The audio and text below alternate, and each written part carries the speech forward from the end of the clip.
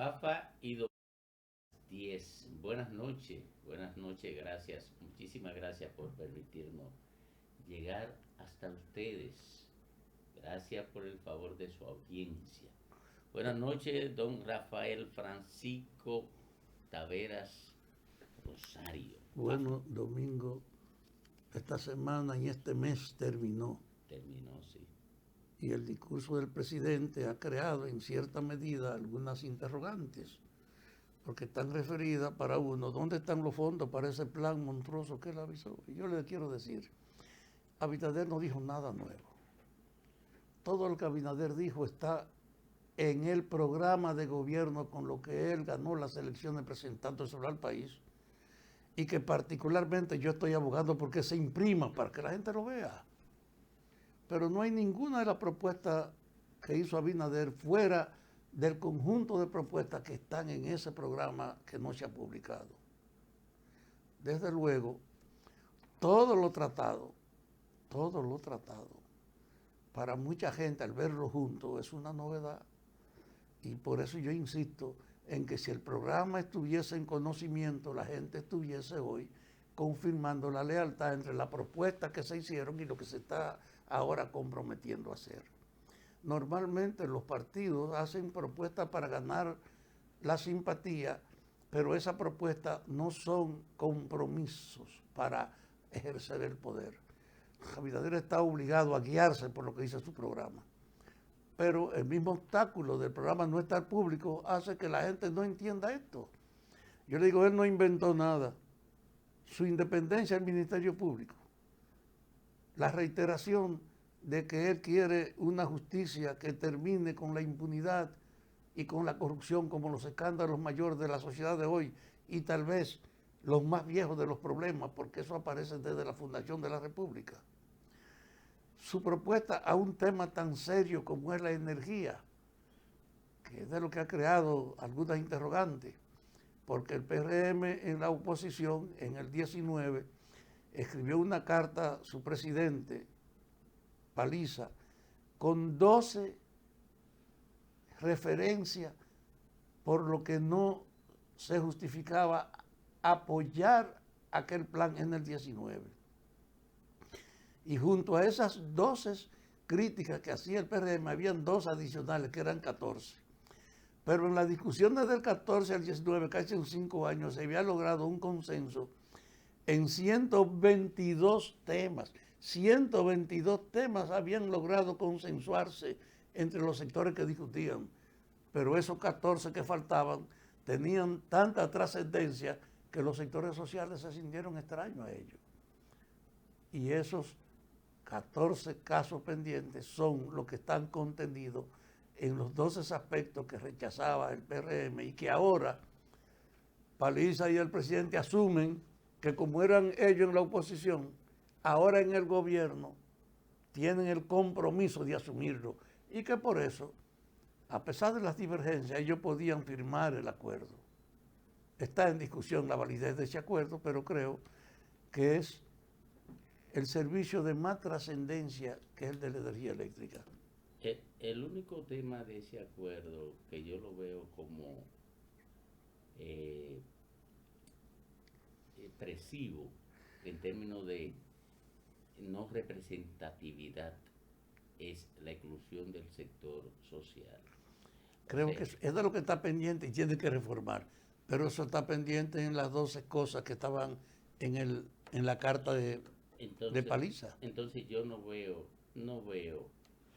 cuál es la trascendencia de este pacto, porque para firmar hay que excluir. Entonces es una debilidad intrínseca del pacto, porque pudo haberse hecho antes si el gobierno del PLD lo hace con la exclusión del PRM. Entonces el PRM ahora lo hizo con la exclusión de la parte social. No, Claro, el PRM asume él que va a promover eso. no, porque la parte social no fue a firmar, no firmó. No firmó porque eso fue de lo que se estaba pendiente. Y el PRM se compromete a lograr un entendimiento. Sí, pero no logró que firmara. O sea, es un pacto motrenco, es un pacto con exclusión. Y se supone que el pacto debía ser abarcante, debían sentirse representado todos los sectores y no se sintió representada la parte social. Fue un acuerdo entre el empresariado, el PLD y el PRM. O sea, un acuerdo entre las élites.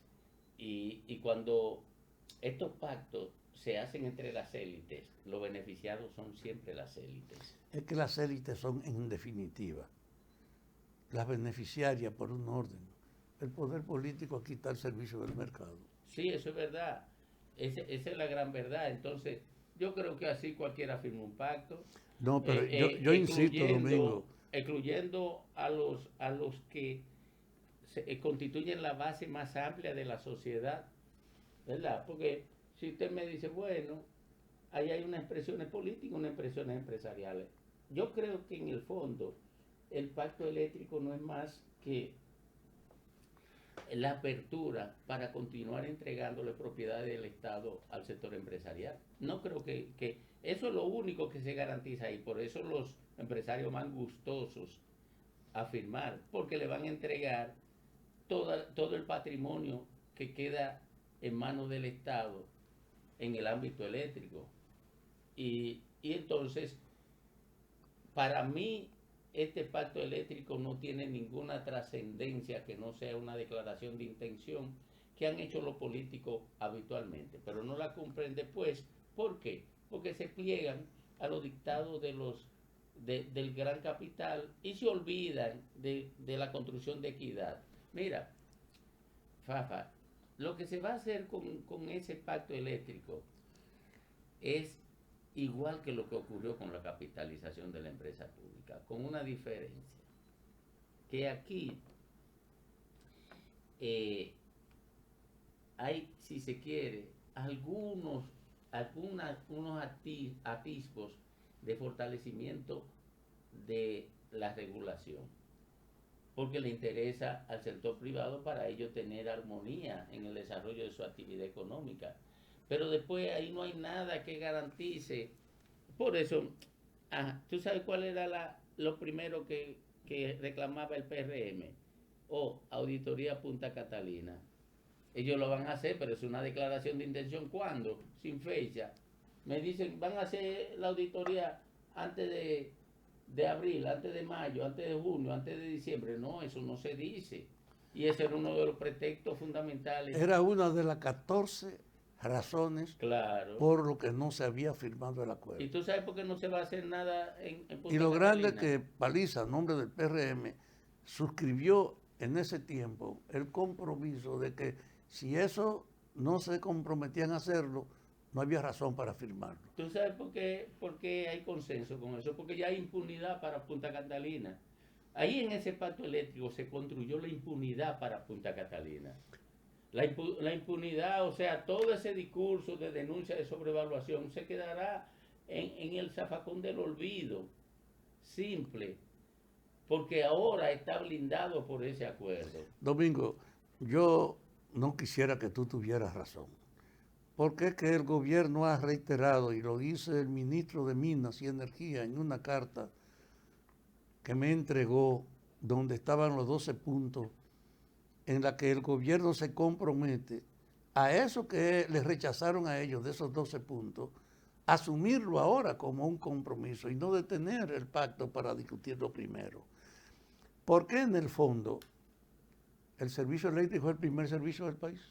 Claro. Ahí es que están los cuartos, el de más valor también. Oye, en el mercado de energía... Y junto a ese problema del incumplimiento, hay otra crítica que no está clara ni siquiera en las propuestas oficiales, que es el uso de los combustibles.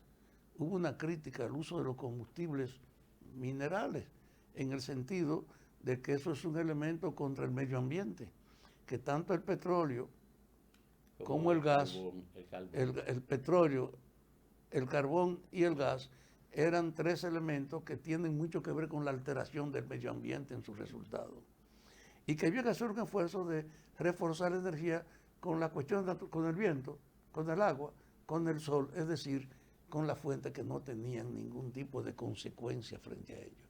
Y no hubo alusión a ese tipo de cosas. Bueno, porque yo te digo, insisto, y es mi preocupación, ese fue un pacto para garantizar una transferencia del patrimonio del Estado al sector privado. Y ustedes lo verán en los próximos días. No, eso, Y para eso había que eliminar, porque ¿quiénes tú crees que construyeron el blindaje de impunidad para Punta Catalina? No fue el gobierno, fueron los empresarios que se lo construyeron. sí, pero el Fue una gobierno, comisión empresarial. pero el gobierno se lo bendijo cuando cuando Claro. aceptó una comisión empresarial No, el para que ellos gobierno lo fue que bendijeran. el gobierno invitó a la comisión, Fafa, para que lo hiciera. Pero quienes ejecutaron el acto de blindaje de Punta Catalina fueron los empresarios, porque no, ¿tú sabes por qué? ¿Por qué? Porque esos empresarios quieren esa propiedad. Sí, pero hay un problema. Hay un dato en Punta Catalina que no se ha resuelto, fuera de las discusiones de las diferencias, y es el resultado de sus cenizas y el uso de ellas, con toda la repercusión negativa que puede tener y el esfuerzo que necesita para controlarla. Yo creo que por la trascendencia, no importa lo que hayan acordado, Punta Catalina no puede quedarse sin un ajuste de cuenta. Ese es el cuerpo del delito más notable de lo que fue la corrupción, con confesiones hechas y con el daño que es en el consumo de los recursos que usa como material de consumo, y dos, en el problema de la gestión administrativa que pone en evidencia que ahí hubo un robo abierto. Es decir, Punta Catalina, no importa lo que pase, tiene que ser asumida por el Ministerio Público como un proceso que necesita esclarecimiento. Es tan sencillo como así, tan obvio como lo que voy a decir, que yo siempre procuro distanciarme un poquito de lo obvio, ¿verdad? Porque de esa forma es que tendría sentido este conversatorio. Mire, Odebrecht confesó Odebrecht que sobrevaluaba todas las obras. No fue Domingo Páez ni Fafa Tavera, fue Odebrecht, no fue el Ministerio Público, fue Odebrecht que confesó que sobrevaluaba todo, a todas sus obras las sobrevaluaba y explicaba y explicó por qué razón la sobrevaluaba, y era para dar soborno. O sea, eso está claro. Entonces, usted no puede írseme por la tangente, ni procurar cubrírmelo de que con un pacto, cubrírmelo. Mire, el tema es el siguiente: un accionar corrupto que dañó toda la sociedad, todo el cuerpo social, que dañó la economía nacional, que sacó muchísimas empresas nacionales de competencia en el ámbito de obras públicas. ¿Por qué? Porque estos tenían capacidad de sobornar y comprar. Mira, Fafa, lo que hizo Odebrecht aquí fue tan terrible que compró las organizaciones que antes luchaban contra la corrupción, que hacían todas las denuncias, sobornó a los que luchaban contra la corrupción. Pero hay una cosa, el paso que dio el gobierno al crear una Procuraduría Independiente, yo insisto, es un paso, porque tú no puedes con una sola estructura a nivel nacional, sin una reproducción en las propias provincias, decir que tú vas a enfrentar. Pero rompió la complicidad del gobierno con el problema de la corrupción, de tener una justicia para proteger a la gente, no para esclarecer los hechos. Entonces, ahí, pero este es un compromiso para que esa Procuraduría sepa que la gente va a estar encima de ella y que Punta Catalina es un cuerpo del delito que necesita someterse. Claro. Ahora uno puede traspasar esto a la Procuraduría Independiente, porque lo que el gobierno hizo fue ratificar la independencia del Ministerio Público. Es decir, ayer él ratificó el interés de que la justicia funcione, de que termine la impunidad y que la corrupción no sea como hasta ahora casi un deporte. Es un gran logro del gobierno, lo de contrataciones públicas y lo del Ministerio Público, que no puede regateársele. Ahora hay una contratación pública que está vigilando los procesos de adquisición de bienes y servicios por parte del Estado. Está vigilándolo y tenemos un Ministerio Público haciendo esfuerzo, aunque todavía no tenemos resultados, porque eso hay que decirlo. No podemos aterciopelarle el camino para que pase sobre él al Ministerio Público. Todavía no han terminado un expediente en 6 meses. Y tú sabes una cosa, fuera de los incidentes que tenemos con Punta Catalina legítimos y contra las críticas al acuerdo eléctrico, que están ahí, necesitan ser esclarecidas y enfrentadas, la salud es un problema también de envergadura a la que el gobierno se refiere. Bueno, eso es verdad. Y yo creo que ha gestionado bien la pandemia el gobierno. Lo he dicho. Yo Pero siempre ha asumido la fui pandemia con una... partidario, fui partidario de que sacaran la politiquería de ahí. En campaña electoral es muy difícil. Ahora mismo ni la gente de Leonel ni la gente de Danilo están politizando la gestión de la pandemia, contrario a como lo hizo el PRM, que lo politizó, y también Danilo en campaña con Gonzalo Castillo, pero no le están politizando. El gobierno ha gestionado bien la crisis de la pandemia, en mi opinión, la ha gestionado bien, la economía va reactivándose. ¿No? Y todo lo que anunció de las vacunas que tiene contratadas, que ponen Lo al ha país, echado, eso lo, ponen al país en condiciones de ser tal vez uno de los primeros países del continente americano que aborde el abastecimiento de las vacunas necesarias para hacer esto. bueno, Sí se cumplen las sí anuncios. cumplen porque no le han cumplido. Ha sido mal contratante el gobierno en eso, porque anunció muchos contratos que se caían en el aire, a Sí, pesar de que es un gobierno empresarial que debía saber mucho de contratos. sí, pero hay un hecho. Como está en juego el interés también internacional de los productores de las vacunas, para uno la vacuna es una mercancía que ellos pueden usar a conveniencia para No, Occidente, pero para los chinos y para los rusos, la vacuna es un medio de expandir no, su pero relación y su influencia nosotros y van tuviéramos, a cumplir aquí con la entrega de los chinos a la vacuna. claro, los chinos son los que nos van a auxiliar si Luis Abinader no le inflige ese maltrato sin sentido que le infligió a los chinos, tuviéramos más vacunas chinas en menos tiempo. Porque lo que pasa es que la vocación de proternación del político dominicano frente al poder norteamericano llega a veces hasta lo ridículo. O sea, supera el concepto de la dependencia entendible. Supera incluso el concepto de la relación armónica con el vecino y entra a una condición de prosternación vergonzosa. Eso no había que decirlo.